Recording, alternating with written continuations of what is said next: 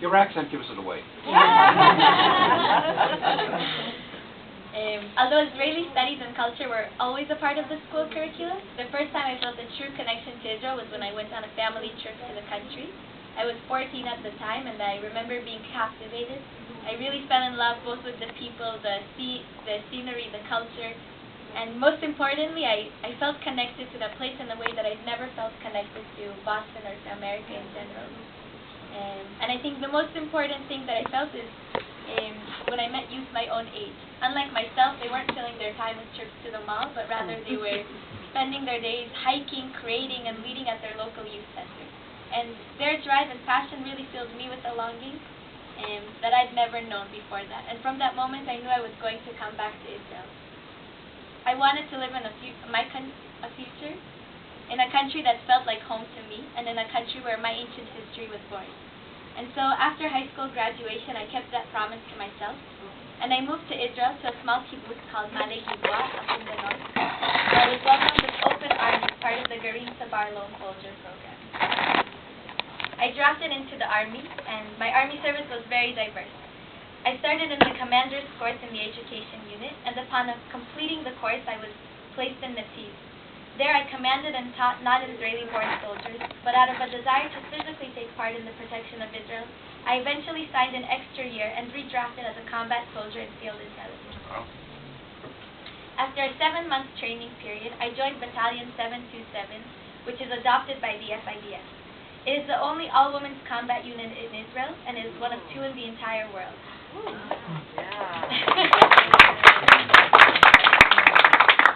Our job is to collect tactical intelligence from the field, camouflage to look exactly like our surroundings, and to report our findings to higher-ranking officials and elite units that we work with.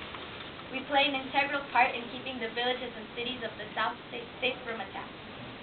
As a member of an operative team within the unit, I took part in many defense operations, including during Operation Protective Edge, when we were stationed on the border between Egypt and Gaza. After graduating from 3 years in military service, I was pulled into a special reserves unit that deals with diplomacy on the Gaza border. My international background and multilingual skills created a perfect combination of skill sets for the job. As a reserve soldier, my job secures the delivery of humanitarian aid to Gaza, and even more importantly, my job is to mediate between the IDF and the other players in the field to ensure that no lives are endangered unnecessarily, especially in times of war. We're guided by the highest ethical standards, and we seek to protect the lives of everyone on the field. We collect information that translates directly to lives saved on the front on both sides. Without our work, the soldiers on the battlefield would not have the backup they need to perform their missions safely. As I was preparing to speak here tonight, I contemplated which story to share with you, and I've chosen to speak of a recent event that has served as a turning point for me. It's easy to think that the main work of defense of Israel is done physically and on the borders. However, Israel is often at war, not only from its physical neighbors, but also from the media and the world around it. About a year ago, when the riots on the Gazan border were at their peak, I opened my phone one evening to learn that I had been falsely accused by a Palestinian-American member of the BDS of having shot and purposely killed a Gazan medic. The post spread like wildfire, and within 24 hours was reposted over 150,000 times on Arab and Muslim networks, with posts calling for my death and offers of prize money. It was a very frightening time. Friends and family who had seen my photo on the news with the caption, "Rebecca the Sniper Killer," were worried about my safety.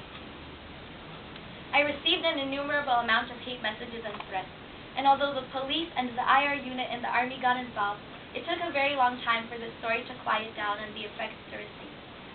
To this day, I receive hate mail and threats almost daily on social media. Within seconds, my face had become a symbol of propaganda, and I was pierced by the feeling of hate pointed directly towards me. Needless to say, I had had nothing to do with the medic's death. When this story was circulated, I was on my way to a humanitarian aid project in Greece to teach English to refugees, many of whom Arab, and many of whom had seen and shared the story. One of the refugees even accosted me, calling me a traitor, and getting into a fist fight with other refugees over my presence at the camp. For the first time, I saw how easily misinformation could turn to violence, and for the first time I realized the weight of responsibility of speaking the truth. And that is when I started to speak up about Israel. Although I don't know why I became a target of the BDS, it has become my calling to advocate the truth about Israel. It feels like a natural continuation to my service, from defending Israel's physical borders to defending Israel on the international platform. My faith had become a symbol of hate and lies, and I was going to use my voice to spread truth and tolerance. Through reservists on duty, I traveled to U.S. campuses during Apartheid Week to counter BDS and anti-Semitic claims. I have often come across the picture of Razan al-Najjar, the medic I was purported to have killed, painted on walls throughout campuses, symbolizing supposed Israeli war crimes. When I come across her picture, I share my story, and I explain how far the IDF goes to provide aid and safety to Gaza, something I take part in and know firsthand from my reserve duty. My message is one of tolerance, and each group that I meet I encourage to seek out the facts and the truth. The loss of life is always a tragedy, and in the IDF we do our utmost to protect each life, going beyond all possible measures to guarantee that lives are not lost for nothing. That is the ethical guiding behind every mission of the IDF.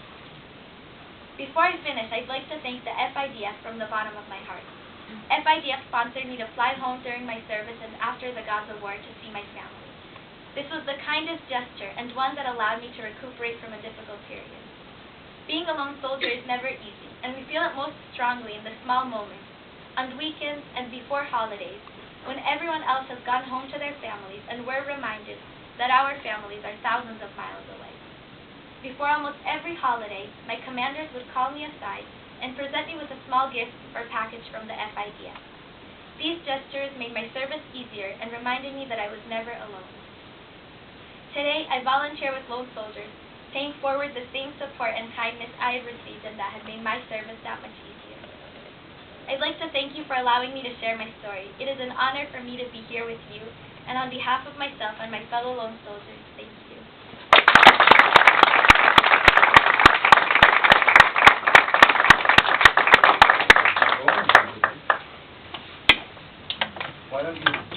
Why don't you go a little forward? And people can